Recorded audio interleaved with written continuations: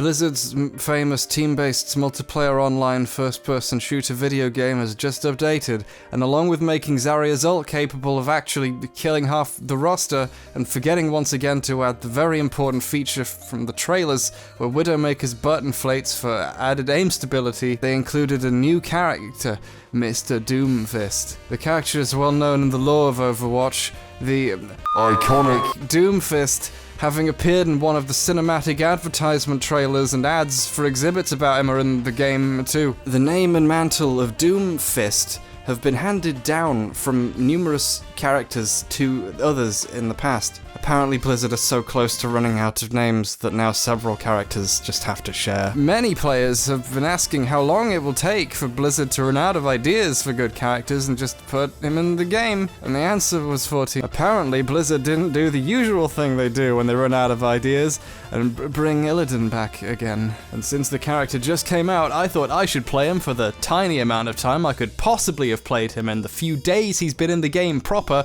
and review him. You might think it's intellectually dishonest to analyze a character prior to them getting a chance to be fully integrated into the existing metagame of a competitive experience that's been out for over a year. And to that I say, So Doomfist has a... someone has... hold on a sec. Doomfist has... This is cyberbullying. I have to start loading in faster or I won't be able to talk about the character on the internet for a few more days. Well, I guess it's time to run some upgrades. If you want to follow along, carefully extract the front panel of your personal computer.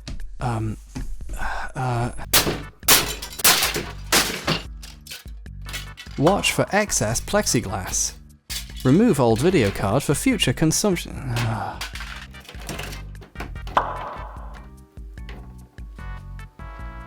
The trick to overclocking the GPU is to apply a generous amount of thermal paste to the broadband JavaScript.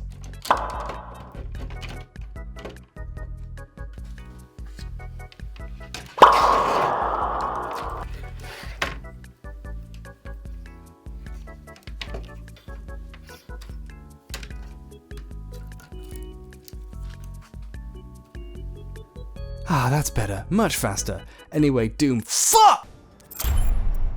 has a very interesting moveset, and I can't wait to see how it translates over to Blizzard's good game, Heroes of the Storm. Overwatch has come under fire for having some characters and abilities that are highly evocative of Valve's highly popular team-based multiplayer online first-person shooter, Hat Loot Box 2, but Blizzard have finally proven themselves to have their own unique ideas by adding a guy who can charge forwards very quickly and deal high amounts of melee damage and recover health for doing it well. Well, actually it's a bit different because Doomfist doesn't really gain health. He just gains temporary shields to differentiate himself from Reaper, the close-range character who already gets health for hurting people. He can also uppercut and hang slowly in the air to get shot to death, but don't worry, if you're feeling really fancy, you can wait until right before you die to do it, and then you can fly away to escape being court-martialed. Overwatch has been praised for its diverse cast of characters that avoid playing into stereotypes, which is false because it contains the most horrific caricature of any people ever conceived and is deeply offensive to my culture and heritage. All these years I've wondered if racism actually exists, and I've finally found her.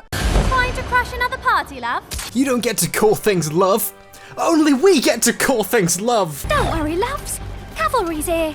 Oh yeah, stay classy, Blizzard. Just make fun of our culture and its inability to move beyond mounted horseback troops. First Apple refuses to include a pork pie emoji, and now this. Listen, Bethesda, I thought we'd patched things up a bit since the War of Independence, but this behaviour really just spits on my whippet. There was no need for this. I'll see you in whatever the Warcraft equivalent of Nuremberg is. But it seems the company have listened to criticism of their reduction of people to stereotypes by rounding the current roster out with a villain who's a tribalistic half-naked African man covered in horns. But he really believes that we as humans get stronger the more conflict that we endure. You see, he's called Doomfist, but he's actually a very deep and interesting character because he thinks he's right, unlike all other antagonists in the history of stories. To voice him, Valve hired San Gouger, a respected director and actor whose ancestry reflects the canonical one they had in mind for the character. But why didn't they let Terry Crews voice Doomfist? For reasons that can't possibly be systemic, I only know the name of one black actor under the age of 50 they could put in the Shooting Man video game. Please sign the petition to replace the Doomfist voice actor and also put back in Tracer's butt and also remove Tracer entirely. I was told that John Henry was overpowered, but I think his addition to the meta is much more nuanced than that,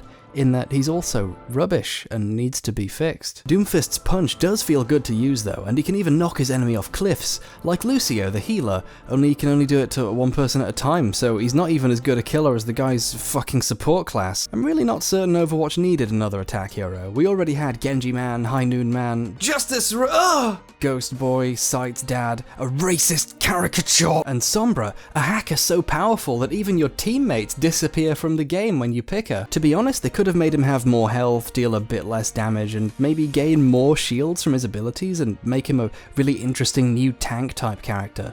Or come up with some other gimmick that makes him function as a support, like maybe his ult makes a bunch of Doom Fists fly out of his fist onto your teammates' fists, and it vastly improves everyone's melee damage for a few seconds, so you suddenly get everyone on your team wrecking people with Doom Fists while the character applauds how strong they've become under his tutelage or something. Blizzard sold me this free character with the promise that I'd be invincible, and Tracer would deal an insignificant amount of damage and then be killed, which is a really good idea if you ask. You need to patch the game, Jeffrey, she's doing it again. This is textbook false advertising. Someone increase the jurisdiction of the FDA and then call the FDGA. So many skins in Overwatch for the male characters expose one of their nippies. Activision Lionshead have one of the most weirdly specific socio-political agendas ever. I half expect the next character's shift ability to expose his nipple even more, and his ult probably makes them reveal their drop rates in compliance with Chinese law, and the enemy team dies of starvation trying to get the new nipple skins in loot boxes. Oh, speaking of loot boxes, here's two I forgot to open before he got patched in. Oh man, maybe I already got one of his skins.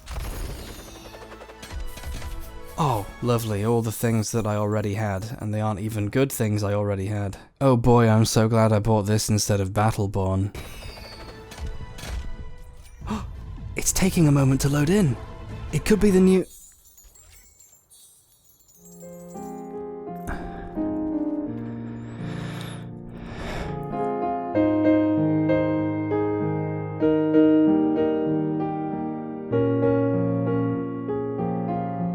Brand new for same races, going nowhere, going nowhere. And it's about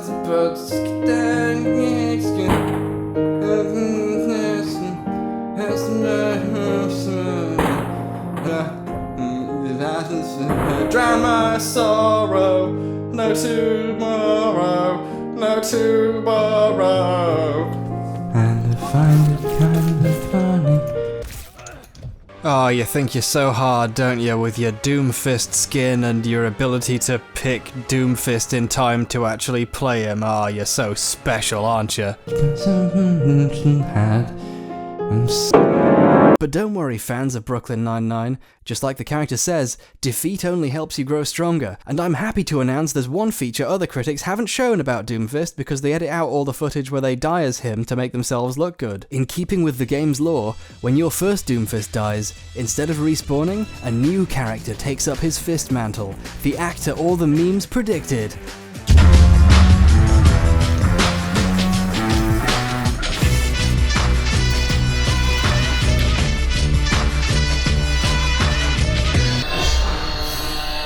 Alas, I have once more been defeated. But hark! Is that another Doomfist successor I hear on the horizon?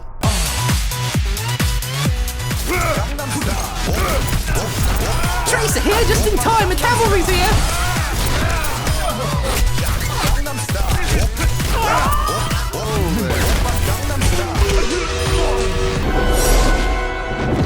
You are not prepared!